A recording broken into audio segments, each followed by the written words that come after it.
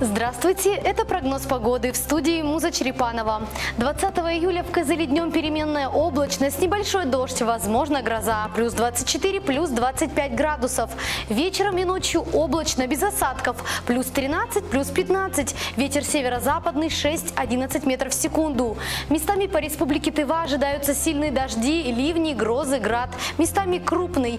Возможно усиление шквалистого ветра до 25 метров в секунду. Геомагнитное поле неспокойное, давление 704 миллиметра ртутного столба. Относительная влажность воздуха 69%.